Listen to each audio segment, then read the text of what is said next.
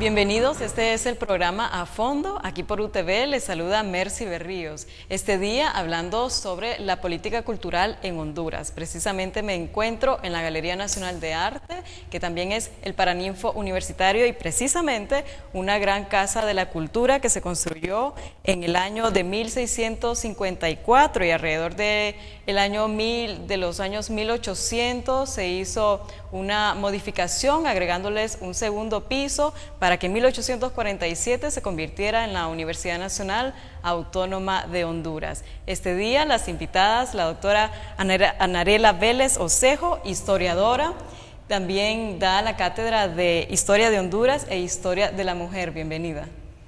Muchas gracias, Mercy, un placer estar con usted, con Divina, compartiendo este espacio para nuestra alma mater, ¿verdad? A usted. Y feliz de estar también en este escenario que refleja toda la labor de una enorme cantidad de hondureñas y hondureños en beneficio de la cultura hondureña.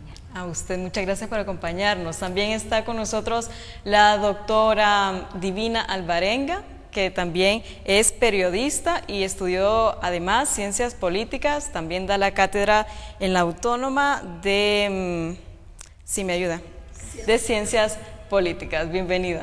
Gracias, Mercy, por la invitación. El quehacer cultural para nosotros es el pan nuestro de cada día y qué bien que la Universidad Nacional Autónoma de Honduras esté trabajando mucho en esta área que le hace falta mucho al país, porque es para nosotros no solo el fin del desarrollo, sino también un medio para lograr el desarrollo del país. Bien, bueno, dos grandes conocedoras del arte y la cultura en el país.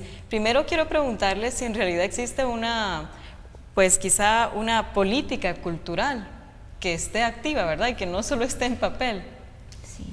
Bueno, existe una política cultural con enormes carencias, ¿no?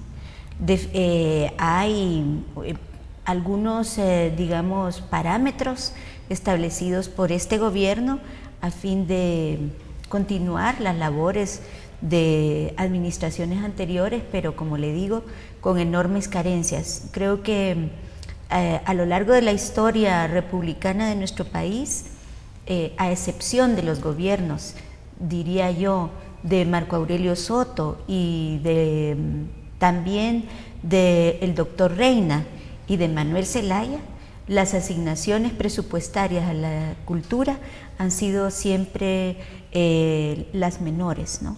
En oposición a otros presupuestos del Estado, que es, por ejemplo, lo militar, ¿no?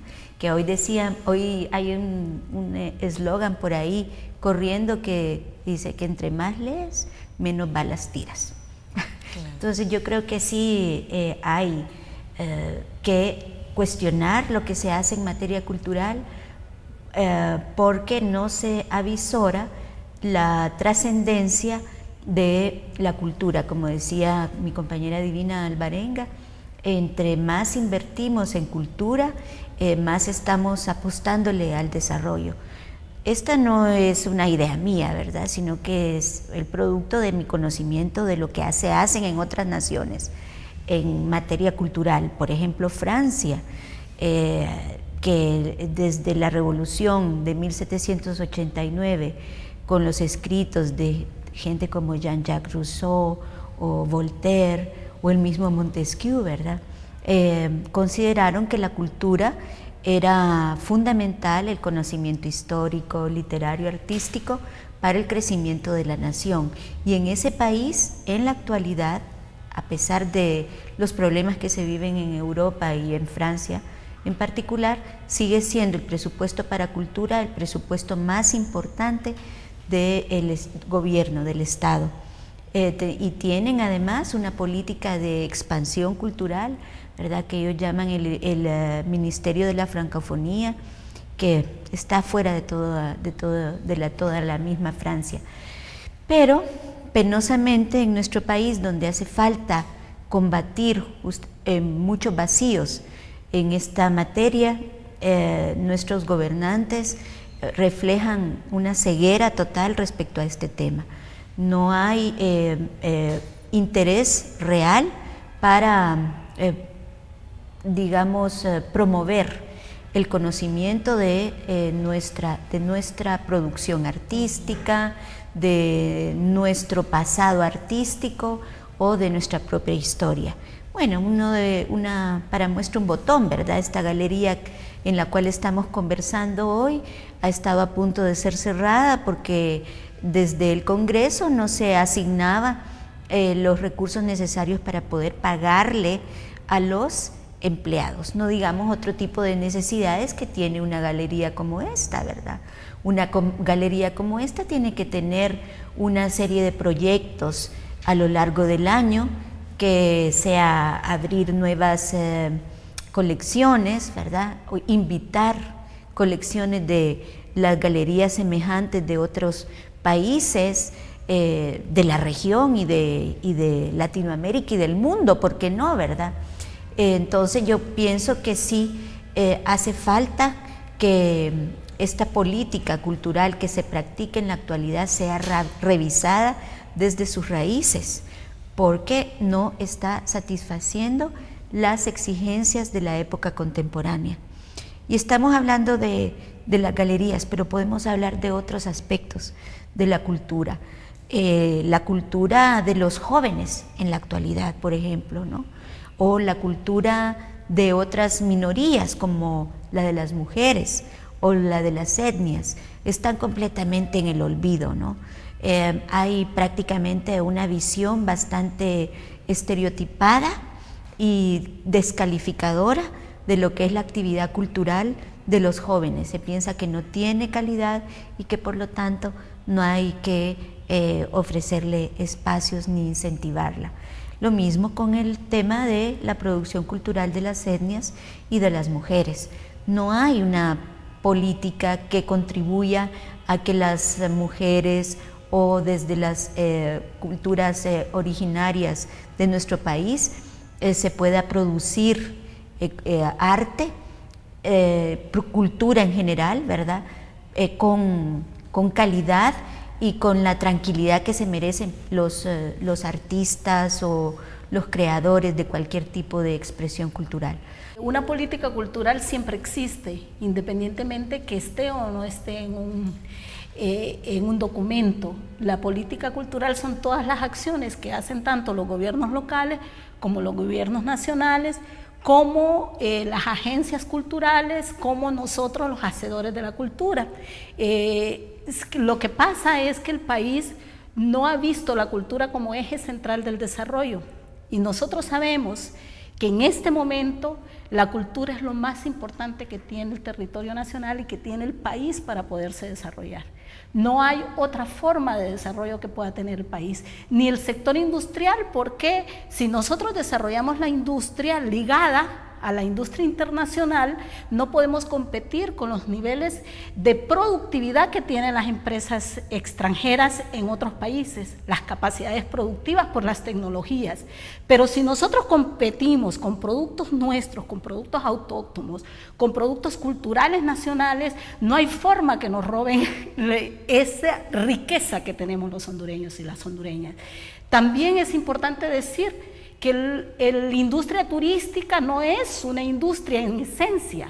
El turismo vende cultura y vende medio ambiente, que los dos son cultura, porque nosotros sabemos que el patrimonio es patrimonio cultural, pero también patrimonio natural, que hacen parte de una cultura de la comunidad. Yo soy yo y mis circunstancias, decía Ortega y Gasset. Y eso quería decir, yo soy yo y donde vivo, ese ambiente, ese medio ambiente en que yo vivo, ahí desarrollo toda mi parte cultural. Es importante decir también que una política cultural no es una política de gobierno, no debe ser una política de gobierno, sino debe de ser una política de Estado, donde involucre actores de tipo locales, sociedad civil, sociedad política, desde el término político de Gramsciano, ¿verdad? De lo que te planteaba Gramsci, de lo que se forma el Estado, que es la sociedad civil más la sociedad política, es consenso más coerción, pero aquí estamos hablando que incluso la actividad cultural la propia actividad cultural de las bellas artes y de las disciplinas artísticas, incluso actividades culturales en la zona, son las únicas que no tienen externalidades que llaman los economistas. Si nosotros desarrollamos una industria cultural, una industria creativa del país, eso permite que esas externalidades que dan otros productos que creamos a nivel productivo se minimizan. Lo único que podría plantearse es el alcoholismo a veces que te produce hacer un festival. Por ejemplo, la gente consume más alcohol, pero ¿qué te moviliza un festival? Te moviliza la persona que hace la comida en la comunidad, te moviliza a la oferta hotelera, te dinamiza el sector transporte, te dinamiza el sector de los servicios. Tú vas y te arregla el pelo en el salón de belleza que existe en esa comunidad. Entonces vemos como si hubiera una política cultural de Estado que respondiera a esas necesidades que necesita no solo la comunidad de Honduras, sino exteriormente, y exportar esos productos que tenemos, podríamos dinamizar la economía del país. Incluso la creación de diseños en la industria maderera, por ejemplo, la industria del mueble, necesitamos la parte cultural para definir nuevos diseños de muebles, nueva ingeniería del producto. Si tenemos industria alimenticia, necesitamos ver las recetas de las abuelas, cómo las podemos industrializar, cómo podemos nosotros ampliar la batana, por ejemplo, en la Mosquitia, cómo esa práctica cultural de una cultura étnica puede generar grandes dividendos al país, como el casabe, toda la estructura cultural que tiene la fabricación del casabe. No solo mantenemos y consolidamos el patrimonio cultural que es la fabricación del casabe, sino que ese alimento de dioses, porque el casabe es un alimento para dioses, se puede exportar y se puedan exportar. Entonces vemos que realmente la política cultural es importante que lo hagamos con la consulta de todos. Ya se hizo un ejercicio en el país. El país tenía un programa que se llamaba Programa de Creatividad e Identidad Cultural para el Desarrollo Local, financiado por Naciones Unidas y AECID, donde se creó todo un proceso de creación del Plan de Fomento a la Cultura.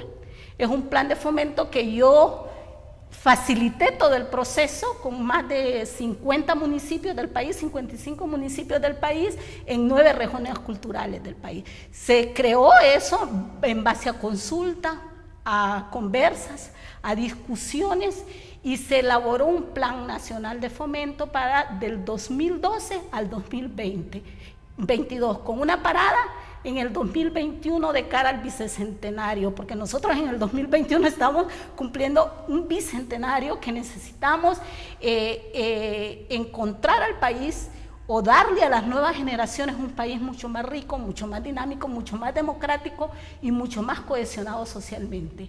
Y eso solo lo vamos a lograr con la cultura. No podemos reducir los índices de violencia poniendo más efectivos en sino más cultura. Cuesta menos una guitarra que una bomba lacrimógena, y por lo tanto yo creo que es mucho más importante que apoyemos la cultura, que apoyemos la policía y la militarización del país. Bueno, la cultura y la educación es parte esencial del desarrollo de un pueblo, ¿verdad? Así es. Y precisamente en Honduras pasamos en una campaña política constante, en realidad no es que hay periodos para hacer campañas políticas. Y en realidad yo no lo he escuchado, no sé si ustedes lo han hecho, pero por eso quiero preguntarles si han escuchado alguna propuesta de uno de estos políticos en la parte cultural. Bueno, a mí se me han hecho algunas consultas de parte del equipo de campaña de doña Xiomara, ¿verdad? Y se me ha solicitado que haga algunos planteamientos respecto a lo que espera el sector de la cultura en materia de políticas culturales para ese partido y para el gobierno de doña Xiomara, que como dijo Divina, pues va a ser la próxima futura presidenta de Honduras. Lo dijo ella en su Twitter, ¿no? Entonces, bueno, más allá de esa bromita, Quisiera yo decir que me han preguntado qué es lo que esperamos. Y hablando, por ejemplo, de festivales, que decía Divina, actualmente tenemos algunos festivales que son todos para reanimar la vida de las localidades, el Festival de la Ceiba, Dalí, etcétera, ¿no?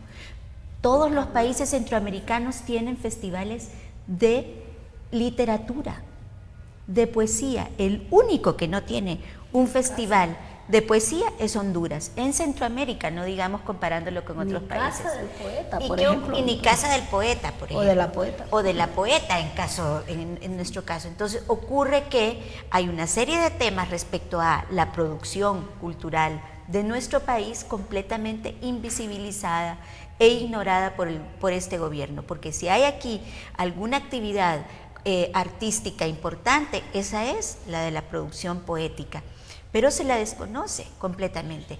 Tampoco hay una política de verdad del libro. Fíjese usted lo que mueve los festivales del libro en Argentina, en España, en Alemania, para no irnos muy lejos, en México, ¿verdad? Por favor, tenemos muchos ejemplos, buenísimos ejemplos a seguir, a emular. Nadie quiere que se inventen cosas, pero es lo que yo estoy planteando. Esas son unas carencias que las hondureñas y los hondureños de hoy sentimos, ¿verdad? Como en carne propia, porque vemos que no tenemos condiciones para publicar.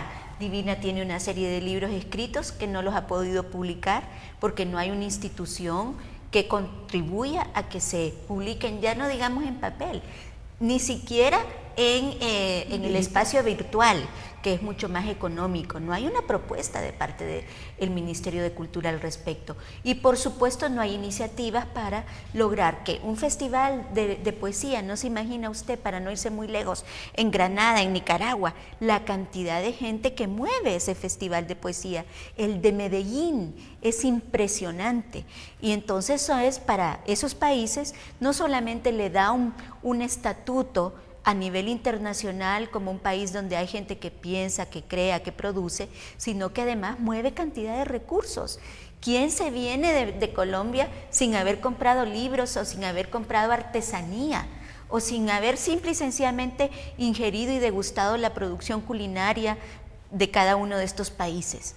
Entonces yo creo que sí tenemos carencias importantes de las cuales podemos hablar. No he oído de ningún otro miembro de otro partido que esté interesado en tener una política cultural. Ojalá tengan ellos intelectuales y artistas que les puedan, enriquecer su propuesta en esta materia, porque yo pienso que independientemente del gobierno y del partido político que esté en el mismo, independientemente de eso, creo que cada gobierno, cada estado tiene que tener propuestas para desarrollar este tema que es de trascendental importancia para la vida de este país. Es la industria limpia, como se llama, ¿no? La producción artesanal, la producción literaria, artística, no te crea contaminación. No crea contaminación, que es el otro, no extermina nuestros recursos, antes bien contribuye a preservar los recursos. Bien manejado el tema cultural, el tema educativo.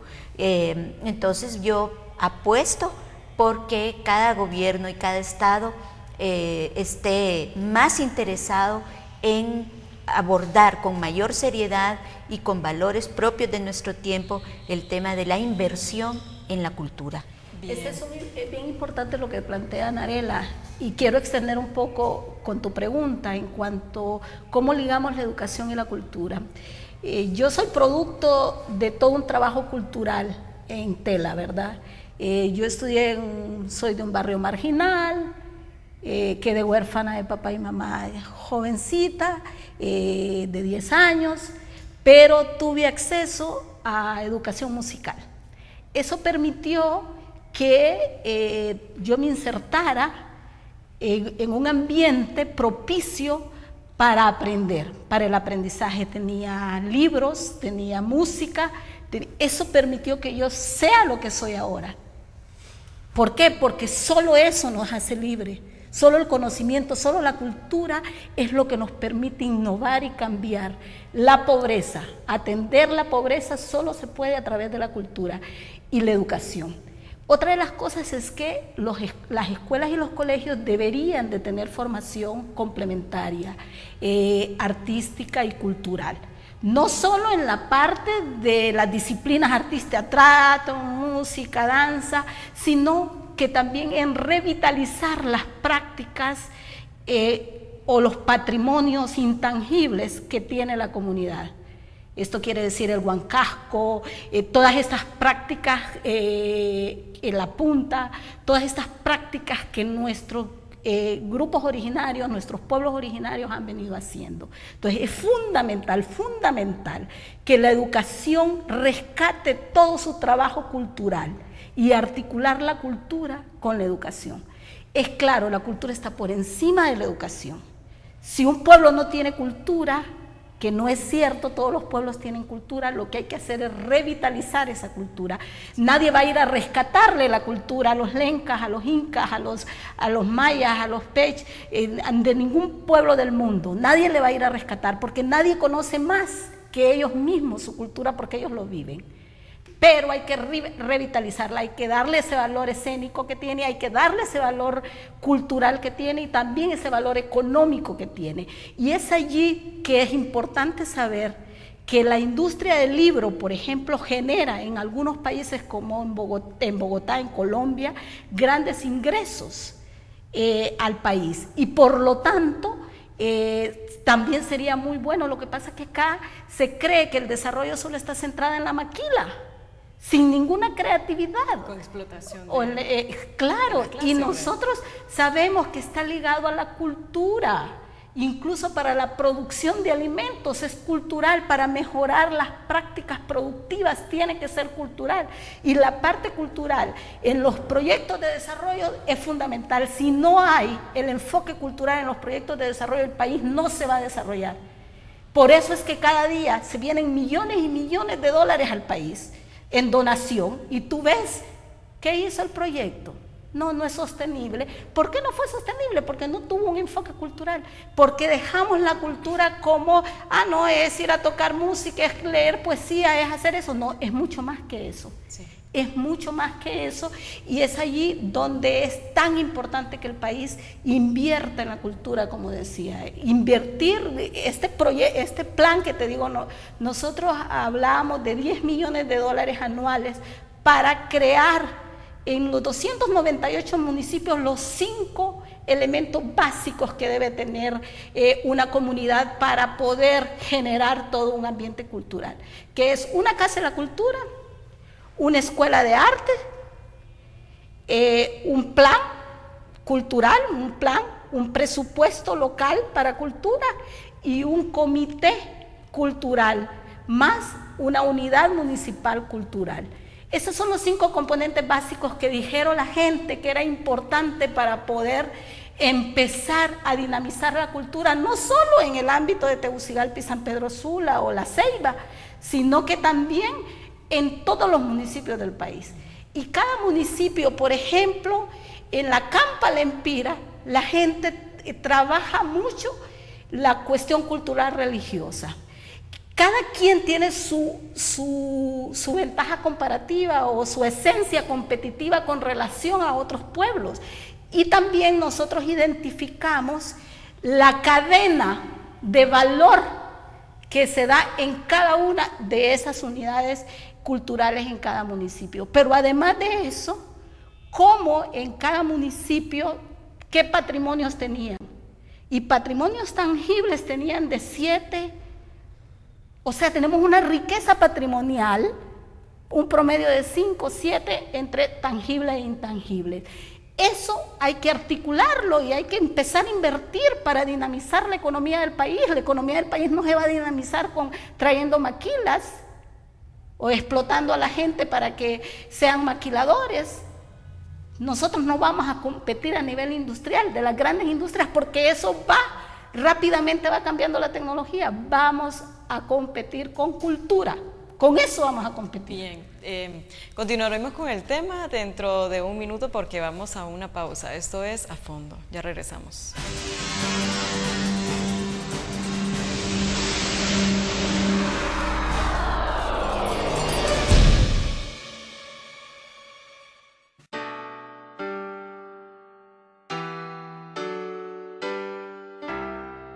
Hay gente que esclaviza y destruye la vida de muchas personas.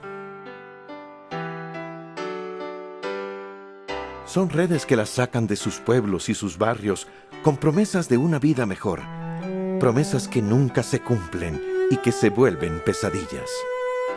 Despojadas de sus documentos y amenazadas de muerte, endeudadas y siempre vigiladas, las obligan a realizar todo tipo de trabajos en fincas, maquilas y barcos, incluyendo la mendicidad y la prostitución forzada. Pedro, Silvia o Natalia, a ellos no les importan sus nombres, pero a nosotros sí. Queremos que todas y todos sean libres. No más trata de personas.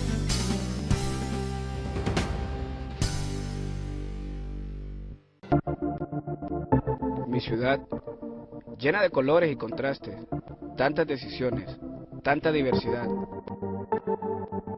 tanto dolor y tanta alegría. Sin tolerancia no existe paz. Solo con la unión de tonalidades y notas en armonía es que se crea una obra maestra final.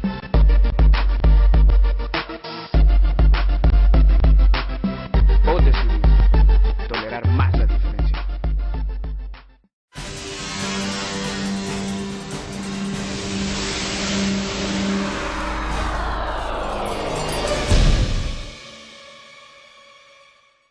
Regresamos en este programa A Fondo. Les recuerdo que hoy estamos desde la Galería Nacional de Arte o Paraninfo Universitario hablando sobre la política cultural en Honduras. ¿El derecho cultural es un derecho universal? ¿Acaso se está entonces violando estos derechos a toda la población? Absolutamente, ¿verdad? La educación, el acceso a la cultura, el acceso a la información, son todos elementos de los derechos de los seres humanos reconocidos en la actualidad. Desde hace unas décadas claramente establecidos en la normativa internacional y reconocidos por el país, suscritos todos estos convenios y todas estas normativas internacionales. Así que definitivamente cuando se nos niega el acceso a la cultura, se está violentando derechos, se están violentando derechos de todas y de todos nosotros. Cuando en cambio no es un derecho el que un país tenga armas o ejército, ¿verdad? Entonces esas incoherencias de los gobiernos que hemos tenido, creo que habrá un momento en que ojalá podamos decir que son parte de nuestro pasado. Pienso que el cuidado que tiene que tener un gobierno respecto a la integridad del respeto de los derechos de los seres humanos empieza, por supuesto, por el derecho a la vida, ¿verdad?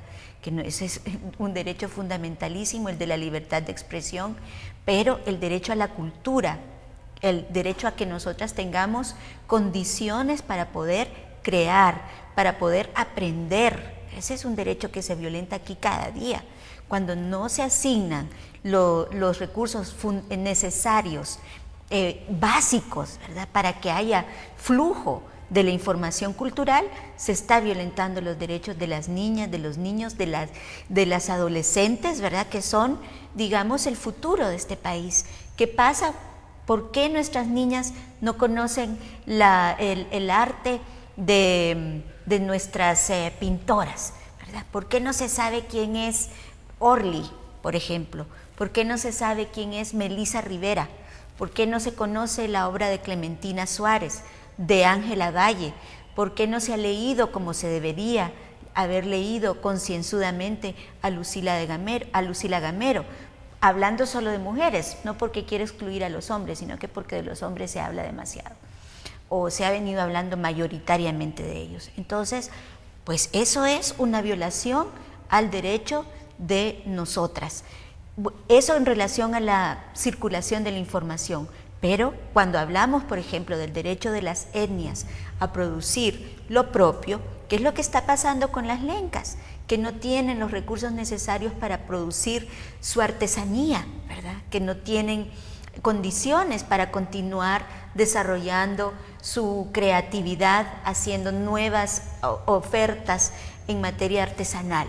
O cuando, por ejemplo, no tienen nuestros pobladores del litoral atlántico las condiciones para hacer que se preserve su música, ¿verdad? Sus cantos, sus danzas, ¿verdad? Al contrario, hay una actitud de descalificación de esas expresiones culturales y artísticas. Se les está violando su derecho, el derecho a expresarse con libertad y a que se les respeten su dignidad con sus particulares y específicas maneras de expresión artística. Entonces sí, efectivamente la cultura es un derecho humano, tener acceso a ella es un derecho humano, hacer que fluya, que llegue a todos y a todas, también es un derecho de los pueblos a conservar lo propio y a crear nuevas formas de expresión cultural. Esto de la violación a este derecho me hace recordar cuando hicieron una quema de libros en la Biblioteca Nacional, ¿verdad? Así entonces, sí. ¿qué fue lo que pasó? Ético. Pero importante decir que dentro del sistema de los derechos humanos, donde todos los países del mundo lo han reconocido, hay varias generaciones de derechos humanos. La primera generación, que son los derechos civiles y políticos; la segunda generación, que son los derechos al desarrollo, el derecho económicos, sociales y culturales; y por último están los derechos en situación, donde cada uno de esos derechos fueron siendo reconocidos a aquellas minorías o a aquellos pueblos que fueron olvidados o que estaban mimetizados en los demás convenciones de derechos. En el 2009, lo último que hizo el presidente Zelaya antes del golpe de Estado fue firmar la Convención sobre la Diversidad Cultural. Yo en ese entonces era la representante del UNESCO para Honduras y él firmó lo aprobaron en el Congreso y él lo ratificó y fue enviado ya. Nosotros sí hemos reconocido los derechos de la diversidad cultural, que era la última generación de los derechos promovidos por la UNESCO. Es importante decir que los derechos a la diversidad cultural es fundamental para el desarrollo de los pueblos. Generalmente han habido dos enfoques que han querido: el enfoque asimilacionista de la cultura, que era ustedes indígenas asimílenos a nosotros el occidente, que somos los buenos de esto, ¿verdad? Los blanqueados, que los civilizados, entonces había versus salvajes, ese barbarie y desarrollo y civilización que se hablaba. Después fue la integracionista, que es la que está de moda ahora. No, es que el problema es que ellos no se integran al desarrollo, entonces hay que integrarlos al desarrollo desde la perspectiva de nosotros y de nosotras, como que si esta fuera la única visión que hay de desarrollo. Y hay un desarrollo endógeno que surge de las mismas raíces de los pueblos. Yo que he trabajado con todas las etnias del país, y no solo con las etnias del país, sino en Bolivia, en varios países del mundo, sé lo importante y la riqueza del conocimiento que está en estos pueblos y cómo allí está cimentada el desarrollo. El verdadero desarrollo de nuestros pueblos está desde allí, no negando a los otros, sino que los otros juntos, diversos, pero iguales. O sea, somos unidad en diversidad, no somos unidad en la uniformidad ni división en la diversidad, somos unidad en la diversidad. Y eso es lo que fundamentalmente se plantea en la cultura. Y ver la cultura como un derecho humano es esencial para que la gente comprenda que nos pueden quitar la comida, pero nunca la alegría. Nos pueden quitar todo, pero nunca la alegría de tener mi propia cultura, mi propia identidad de negra, mi propia identidad de indígena y practicar mis conocimientos ancestrales, aquellos que mis generaciones me fueron cediendo y me fueron educando. No nos arrebaten esa capacidad que tenemos los hondureños de ser diversos, de ser multicultural, plurilingüe. Ahora nosotros estamos tratando que en la universidad se enseñen los idiomas nacionales, Miskito, Pech, garífona. ¿Por qué no? Tiene que haber en la universidad eso, fundamentalmente ahora que hay una carrera de antropología. ¿Cómo vamos a estudiar a nuestras etnias si no sabemos sus idiomas?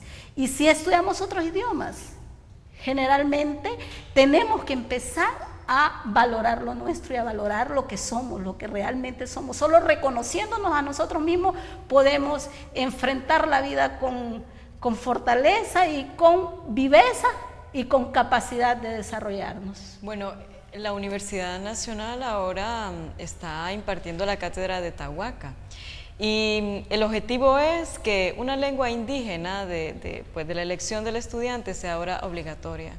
Ojalá que se cumpla, ¿verdad? Hace un momento estaban hablando de las obras. Hasta el año 2011 la producción de obras literarias era de 306 títulos anuales. Entonces, ¿cómo poder superar este número tan bajo? Que hace un momento también estaban diciendo que en Colombia son miles, en México también, en Argentina, pero el fondo que da el gobierno para esto son de 600.000 lempiras, cuando se necesita al menos 5 millones de lempiras. Así es. Bueno, y esa es una cifra mínima, porque ¿qué es lo que necesita un autor para producir una obra?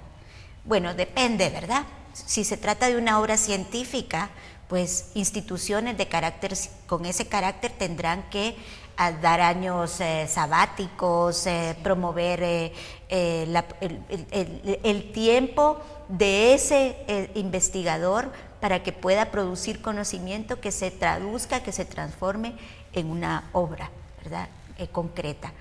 ¿Qué tiene que hacer una poeta?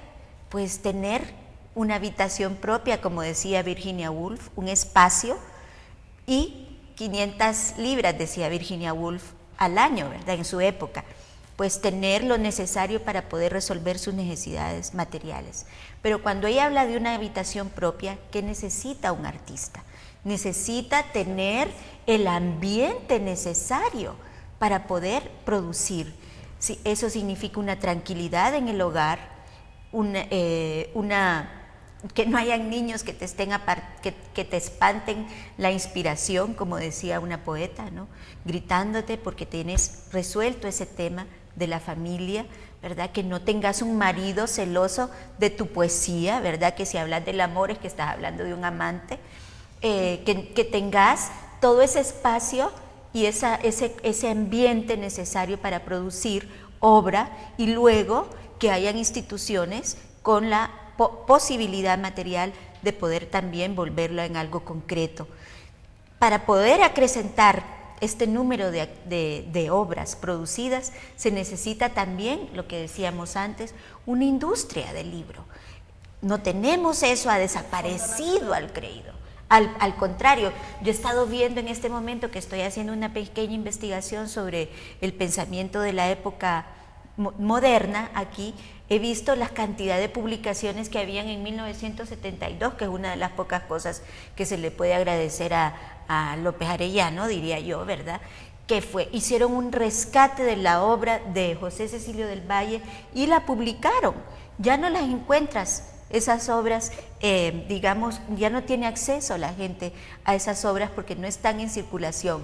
Entonces, debe de haber una política de gobierno y de Estado para rescatar las obras de nuestros antepasados, como para promover la producción de obras contemporáneas, que la gente que está haciendo no deje de escribir. Mucha gente no deja de escribir porque deja de escribir porque dice, ay, ¿cuándo voy a poder publicar? ¿No?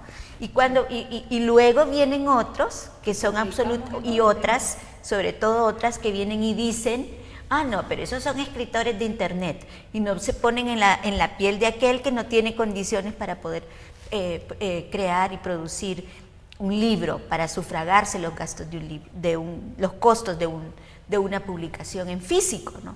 Entonces yo pienso que efectivamente se debe de abordar desde múltiples, digamos, ópticas, el tema de cómo solucionamos la poca producción de obra escrita sobre papel, ¿verdad? Con tinta y sobre papel, para para que esta cifra es tristísima. Cuando yo la leí, yo me quedé, casi lloro. Digo, qué barbaridad, ni siquiera un libro por día.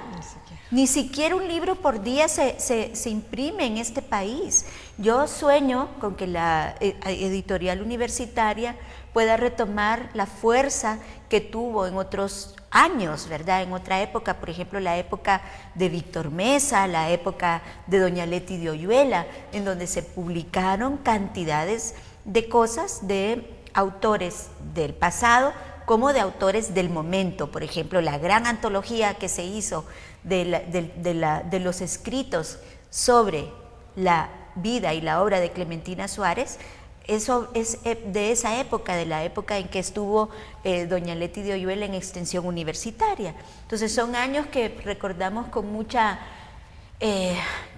con mucho sentimiento y nostalgia, que quisiéramos que volvieran, ¿verdad? Y mejorados, porque creo que se están haciendo esfuerzos para mejorar la editorial universitaria y que tengamos oportunidad de volver a tener. Otra de las cosas sería las librerías. Por ejemplo, para mí fue una felicidad ver la librería universitaria abierta. O sea, hasta lloré pues cuando entré, porque yo cuando era estudiante universitaria siempre iba a comprar a la librería universitaria, porque era más barato, porque había mejores libros, mejores autores, mejores...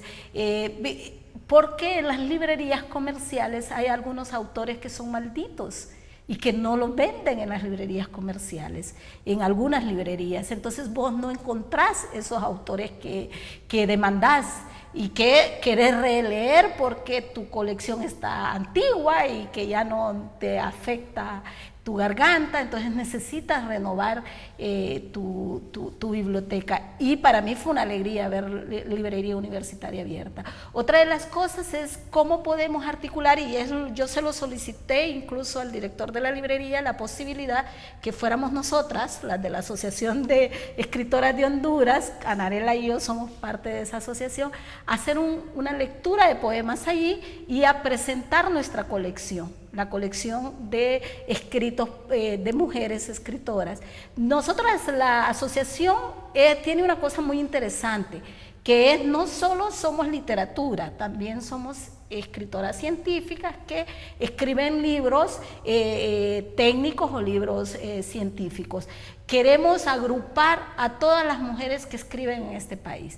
¿Por qué razón? Porque casi no se publica en el país. Sabemos que las cifras son alarmantes. Yo una vez estaba en una reunión en Cartagena de Indias con escritores y dijeron que el país menos constructor de pensamiento propio era Honduras. Y yo me sentí sumamente ofendida, porque empiezo a decir, pero si están Manuel Torres, Lucy Torres, Anarela Paredes, y empiezo a decir a todos los... Escribimos, o sea, no es cierto. Pero si lo ves en términos relativos, somos pocos en relación a la cantidad de habitantes que tenemos y a la cantidad de... Entonces, ¿qué estábamos planteando nosotros? ¿Y qué plantearon estas mesas consultivas que tuvimos en los municipios? La importancia de tener un fondo de libro.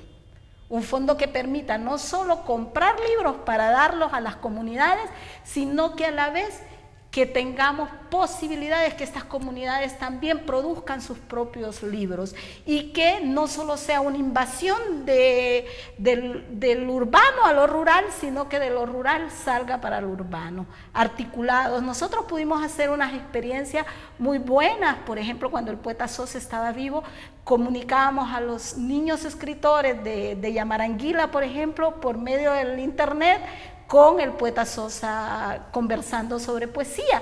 Eso nos permite que eso también lo puede hacer la Universidad Nacional Autónoma con su parte informática que tiene y de conectividad, que pueda ir a las comunidades a generar este debate para mejorar la producción producción artística, a producción literaria, pero también producción científica. Porque es importante que el Estado financie. Yo le digo, yo que he publicado, me ha costado a mí poner el dinero. A veces uno consigue gente que te la compre. Por ejemplo, yo con mi libro Tela Ras de Mar se vendió porque era un libro que promocionaba tela, y entonces yo hablé con con los hoteles y les dije, mire, pongámoslos en cada habitación y si se lo llevan, entonces se los cobran. Y así pude vender mi libro, pero tengo ahorita quedado como 200 libros de La Esperanza del Amanecer, que no he podido venderlos, ¿verdad? Porque no he tenido tiempo para andar. Y he dejado de escribir porque también tengo que trabajar. Bueno, la academia está haciendo un cambio con la apertura del Centro de Arte y Cultura, precisamente con la librería universitaria, con un nuevo teatro, Francisco Salvador, pero bueno, quiero saber qué es lo que opinan ustedes después de la pausa. Esto es A Fondo, hablando sobre la política nacional en Honduras. Ya regresamos.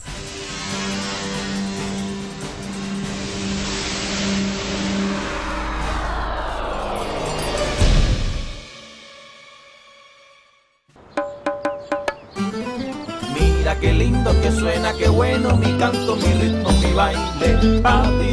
Oye bien, pa' que tú lo goces así. Mira muchacho, yo te digo, esto es así. Óyeme chico, mira bien, tócala así. Ajá. Mira qué lindo que suena, qué bueno mi canto, mi ritmo, mi baile pa' ti.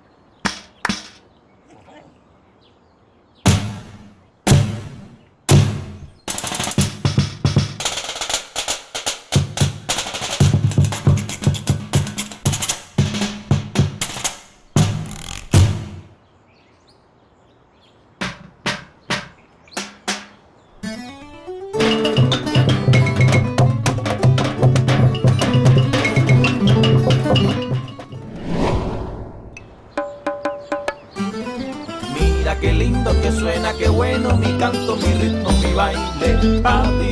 Oye bien, pa' que tú lo goces así. Mira muchacho, yo te digo, esto es así. Mira la pizarra, mira la maestra, la palabra, mira pizarra, niños en la escuela, la maestra, niños en la escuela, niños mira en la ventana, mira cómo crece el muro, los ladrillos que construyen, ¿quién construye los ladrillos? ¿Quién construye los ladrillos? ¿Quién? ¿Quién? Mira más allá de la pared, no hay alegría, el barro, el agua sucia, pesa, duele.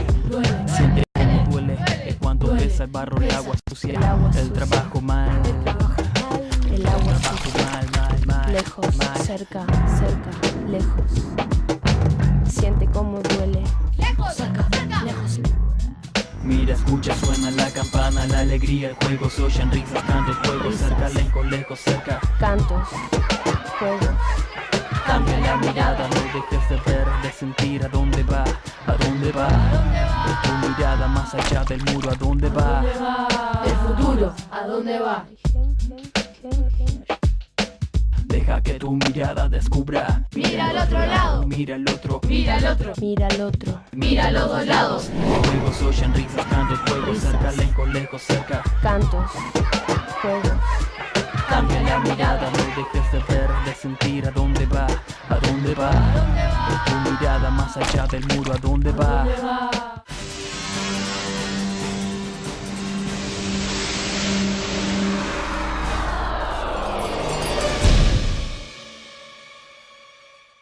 Regresamos a su programa A Fondo, hablando sobre la política nacional en Honduras, con las doctoras Anarela Vélez Osejo y la doctora Divina Alvarenga. Precisamente antes de la pausa estábamos hablando que quizá la alma mater está haciendo un cambio en todo esto, con la apertura del Centro de Arte y Cultura, con la librería universitaria, ahora con el Teatro Francisco Salvador. Así es, yo creo que, bueno, ojalá que el gobierno en general aprendiera de nuestra alma mater, en donde se están haciendo cosas importantes.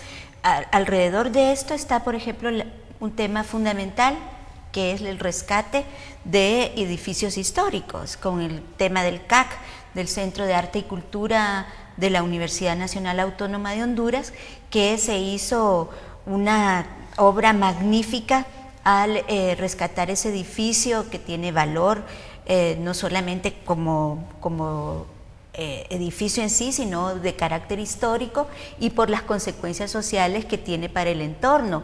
El ubicar ahí frente a Bellas Artes y al lado de una iglesia también de carácter histórico, un centro cultural como este que está acogiendo, ¿verdad?, a los artistas.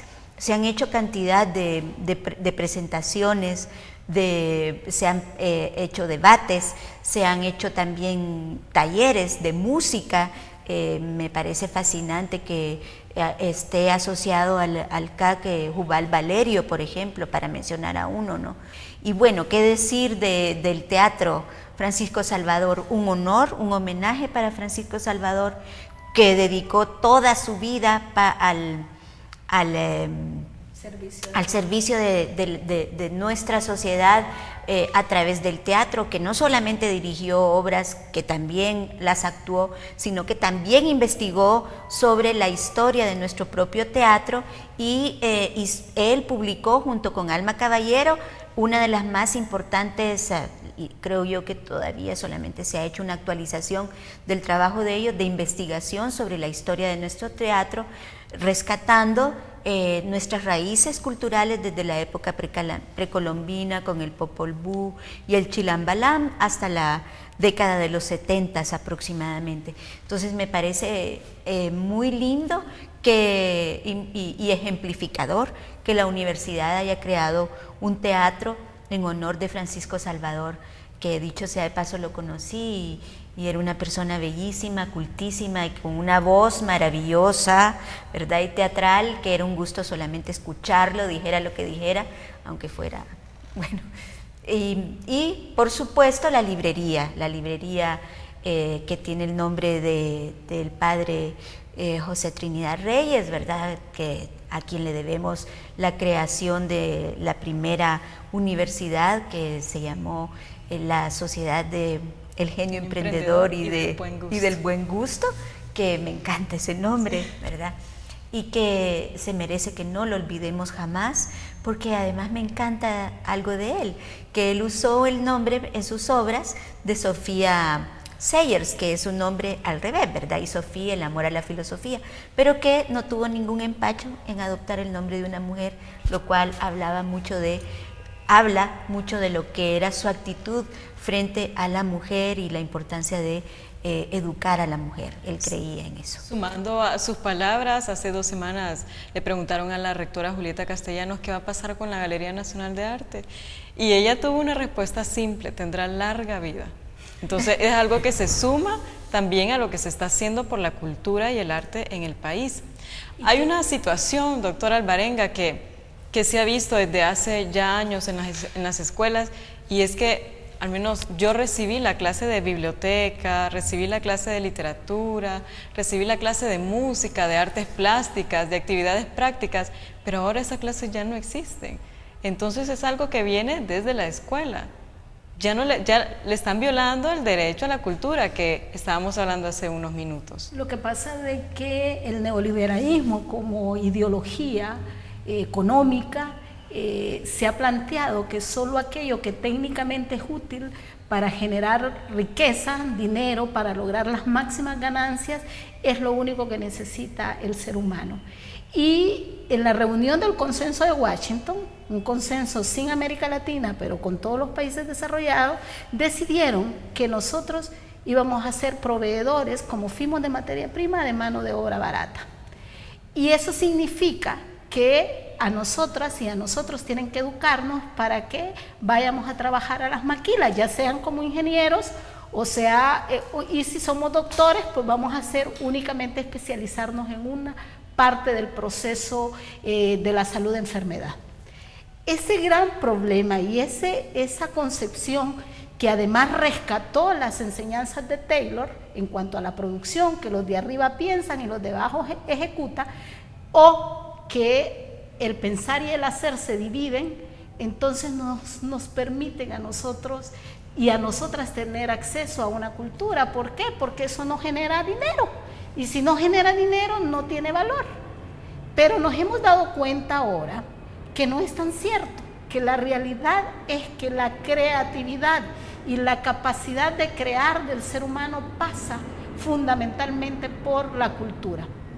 Pasa por valorarse a sí mismo. Para poder hacer una cosa bien hecha y de calidad, necesitamos revalorarnos a nosotros. Por eso es que los japoneses empezaron a revalorar su cultura y pudieron mejorar su productividad y mejorar su industrialización. Lo mismo lo están haciendo los chinos. Sin embargo, nosotros todavía seguimos con esa forma de educación tayloriana, donde primero te enseño a pensar y después te enseño a hacer. Entonces, la formación cultural fue quedando en segundo plano. Incluso decían, no, eso es para los vagos o para los bohemios. Hay gente que no entendía cómo el 98% de las que somos parte de la ANDE no tomamos licor. Entonces se asustaban, pero si ustedes son bohemias, ¿cómo es posible que no puedan tomar, beber licor? Entonces, parte del 2% que sí. Y entonces esa realidad ha afectado el desenvolvimiento de la nueva posibilidad que tenemos los seres humanos de crear y recrearnos todos los días, cotidianamente, a través de la cultura. Yo quería también felicitar a la dirigencia de la Universidad Nacional Autónoma por este gran trabajo cultural que han estado haciendo. Y es importante decir de que educación sin cultura no es educación, y cultura sin educación tampoco es cultura. Y por allí que esto necesita enlazarlo. Lo único que pediría es que no se quede en el campus universitario de Tegucigalpa, sino que esto se vaya a las universidades regionales, porque es fundamental que la universidad extienda su trabajo cultural en otros lados. Y hay que darle asesoría, hay que articular Universidad de Desarrollo Local. Y esa vinculación, universidad-sociedad, que se llama ahora, que antes se llamaba extensión universitaria en nuestros tiempos, y que yo le llamo vinculación universidad-desarrollo, es importante que le pongan el componente cultural. Solo a nivel de la investigación cultural podemos generar desarrollo. Y esa vinculación con la sociedad tiene que pasar por la cultura. No es únicamente a través de las Bellas Artes, el departamento de la Galería de Arte, el Centro de Arte en Comayagüela, no solo es la librería universitaria, no solo es la editorial universitaria, sino que va más allá. Es realmente desarrollo cultural en toda la extensión de la palabra, introduciendo aquí la transdisciplinariedad que necesita la cultura. Esto implica que tenemos que tener economistas, que tenemos que tener antropólogos, historiadores, politólogos, incluso de ingeniería, médicos, porque la cultura tiene que ver con eso, tiene que ver con la medicina tradicional, cómo revitalizamos las prácticas de medicina tradicional, que es cultural. ¿Cómo podemos darle ese valor a esas medicinas? Entonces, la universidad es la llamada a esto y es la vinculación de esto, pero también de intervenir a nivel educativo, a nivel de los centros educativos. ¿Por qué razón? Porque no nos han preparado para la vida. Y la universidad debe ir a los colegios. Yo tengo un modelo de formación para la vida, para jóvenes, que podría servir. Son 7 módulos que permite que el estudiante, cuando llegue a la universidad, tenga ciertas capacidades culturales que le va a permitir asumir con mayor responsabilidad su formación académica en la universidad. Bueno, la conclusión de cada una de ustedes, lastimosamente el tiempo es muy corto para hablar de un tema tan interesante. Ay, sí, nosotras quisiéramos que hubiese una segunda parte porque se nos han quedado muchas cosas en el tintero.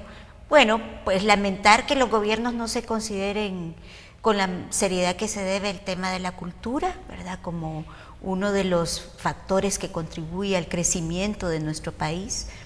Y felicitarnos porque al ser parte de la casa, de formar parte de una institución que sí realmente está reflejando considerar el tema cultural como un factor que contribuye al crecimiento de la ciudadanía, del sentir de la ciudadanía.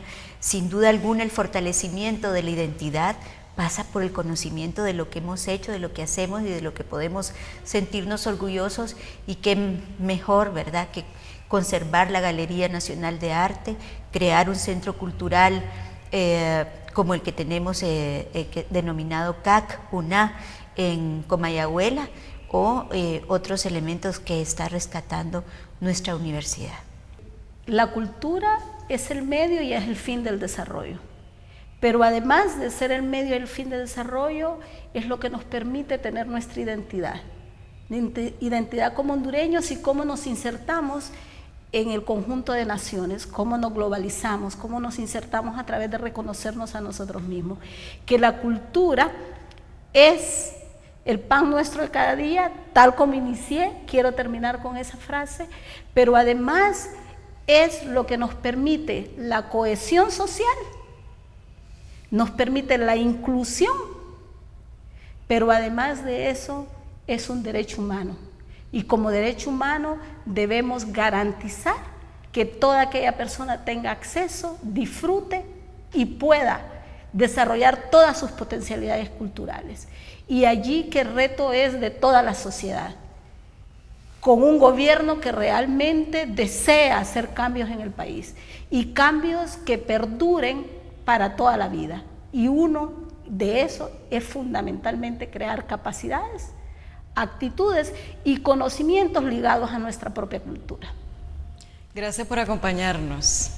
Este día estuvo la doctora Anarela Vélez Osejo. Ella es historiadora y catedrática de la Alma Mater. Divina Alvarenga también es politóloga y periodista, así que estamos un tanto cerca también del medio. Gracias por acompañarnos, nos vemos, que estén muy bien, hasta la próxima.